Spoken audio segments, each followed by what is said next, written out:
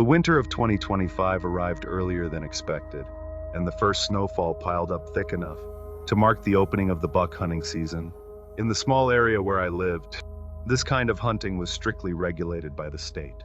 Bucks only, rifles only, and only after the first snow, so tracks would be easier to follow.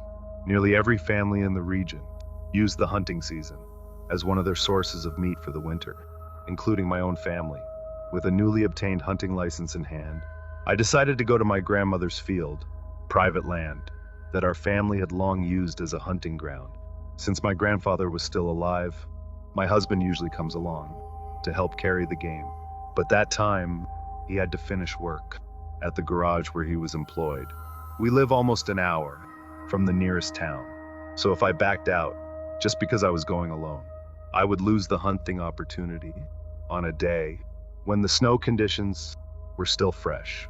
I had hunted alone in that field several times before, so I went anyway. I put on winter boots, a thick jacket, took my rifle, my binoculars, slipped my phone into my pocket, and drove the Jeep toward the field. The field was divided into two main sections, a former cornfield that had already been harvested, and an alfalfa field left to freeze after the last harvest.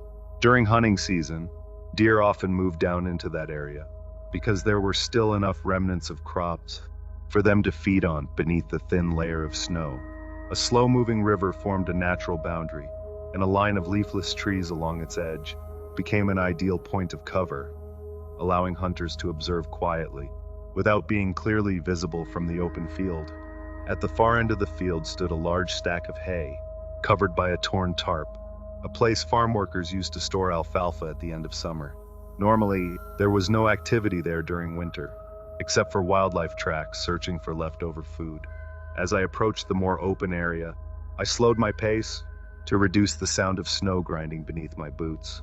The cold air made my breath clearly visible, and every step felt dry in my throat. When the haystack began to come into view, a sense of unease appeared.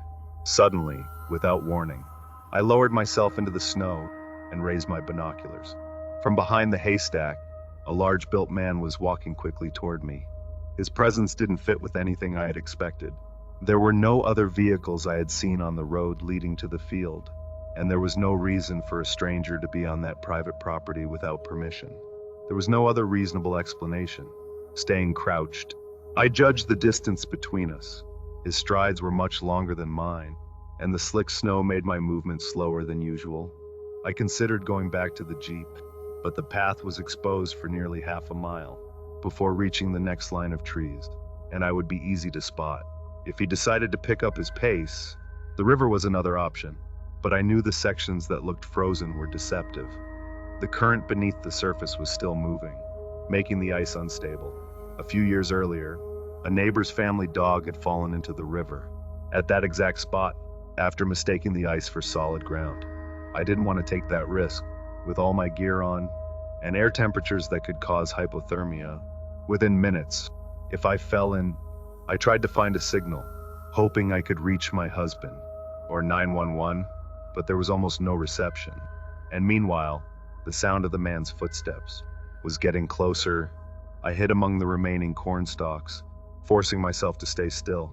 I heard him ripping frozen corn stalks from the ground, cursing loudly, wondering where I had gone.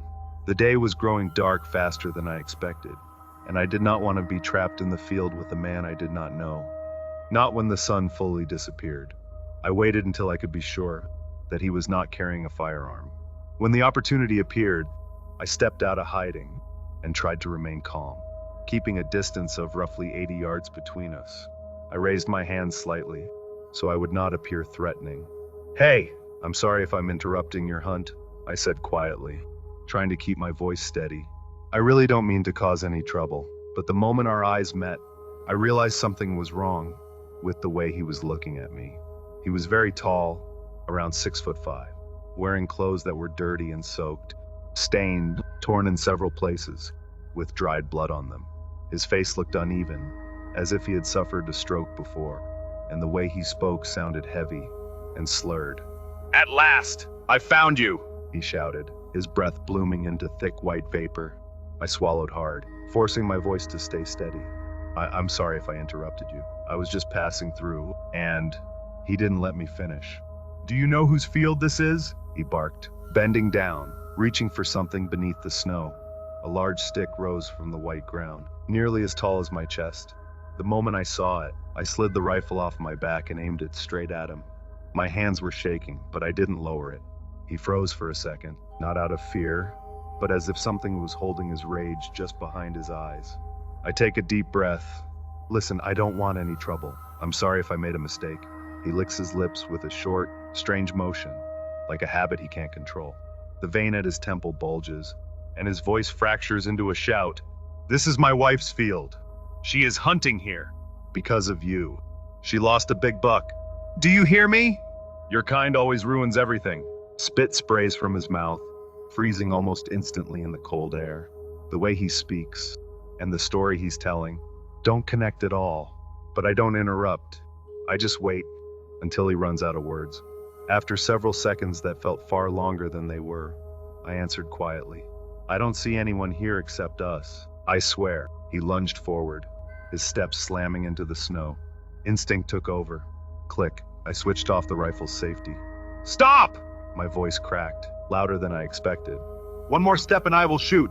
The stick was still in his hands, but he froze like a statue. We just stared at each other.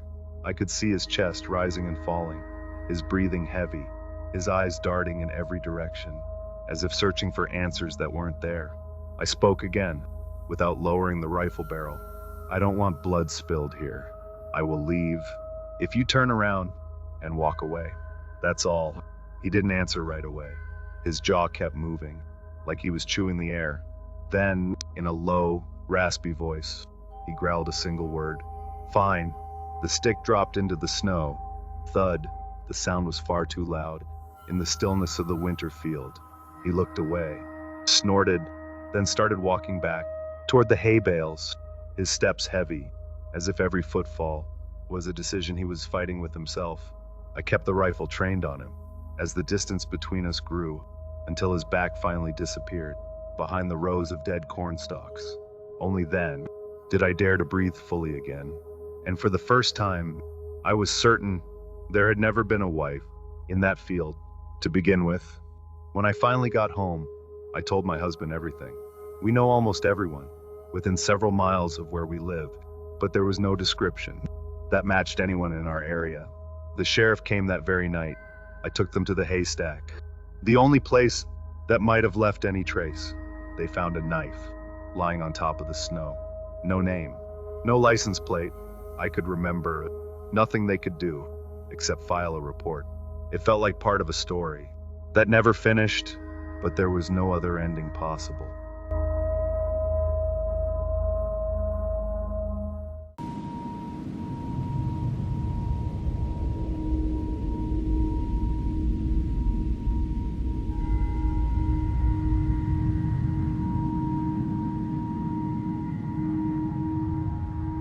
My sister and I grew up in an area not far from the forest. From the backyard of our house, the tree line was already clearly visible, especially in winter, when the leaves had fallen and visibility became more open. People around us were used to extreme weather. Snowstorms were nothing unusual, as long as they weren't too severe. That night, the snow was falling quite heavily, but the wind wasn't very strong. Our parents could still see us. From the kitchen window, they set clear boundaries. Don't go too deep. Don't stay out too long. And always bring a flashlight. To them, it was just a children's game. In a place we already knew well, we put on thick jackets, boots, and gloves. The falling snow swallowed the surrounding sounds, making the environment feel quieter than usual. We laughed as we walked, leaving neat footprints across the white ground. Because we had played in that area so many times before, we knew which paths were safe, and which ones were usually slippery. We chose to play hide and seek at the edge of the forest, not inside it. The boundary was clear. Only the first few trees, footprints in the snow, made the game feel different. Normally, we had to rely on sound or shadows, but that night, the footprints became clues. That couldn't be hidden. It was my turn to hide first. I waited while my sister counted, then quickly walked toward the trees. I looked for a spot that was well concealed, but still within what I believed was a safe area. I chose two large trees, standing close together, then crouched down between them. The snow was deep enough to make my feet slightly numb. I turned off my flashlight so the light wouldn't be seen. I tried to brush away my footprints with my boots like we had seen in movies or books, but the snow kept falling and somehow only made them more visible. I stopped trying and decided to stay perfectly still. After a while, I saw the beam of my sister's flashlight sweeping across the ground, moving slowly between the trees. She wasn't in a hurry. She followed the footprints carefully, like she was truly playing the game, not just trying to find me quickly. As the distance grew shorter, I realized I didn't have much time. If I stayed still, she would find me almost immediately. Without really thinking about the risk, I decided to move. I stood up, then ran away from the flashlight beam, slipping a little deeper into the forest. I kept my flashlight turned off, relying only on my memory of the paths we usually took. As I walked farther, I noticed another set of footprints in the snow. They were different from ours. They looked fresh, still sharp, as if they had been left just minutes earlier. At first, I thought they belonged to a large animal, maybe a deer. I followed them without thinking too much. But the more I looked, the more something felt wrong. The shape was too neat. These weren't animal tracks. They were boot prints. I stopped immediately.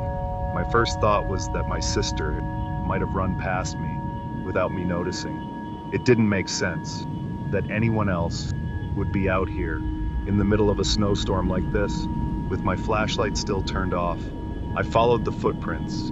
A few steps farther, beside the boot prints, I noticed something black sticking out from a mound of snow. Only a small part of it was visible.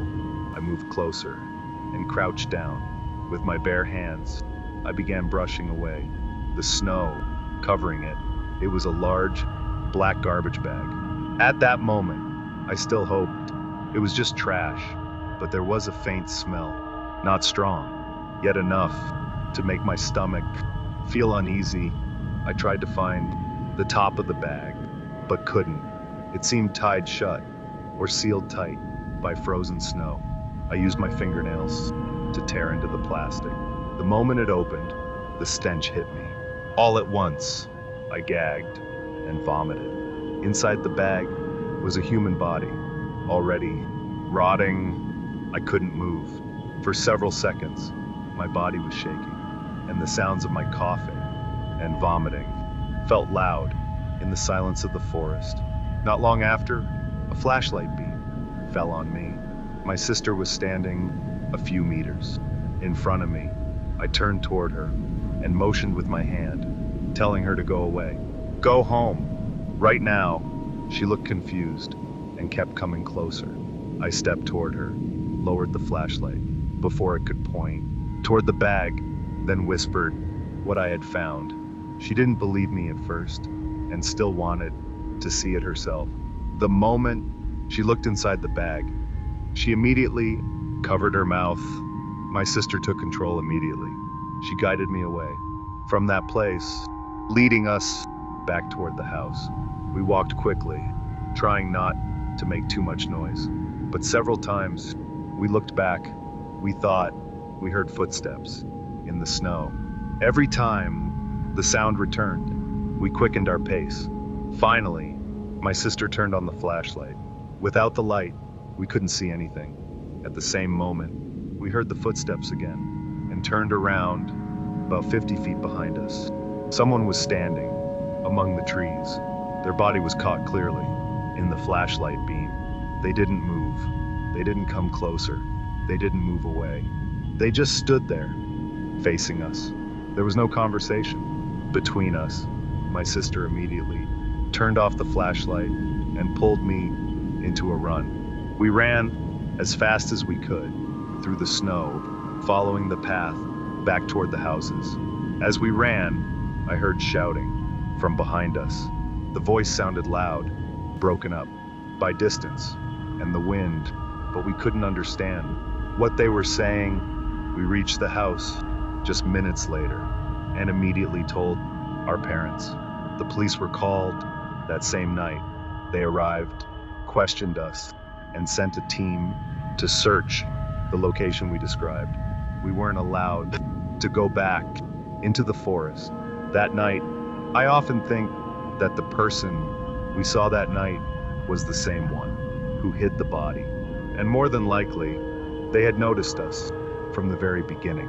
We were just children back then, and even now, I still wonder if that night we almost never made it home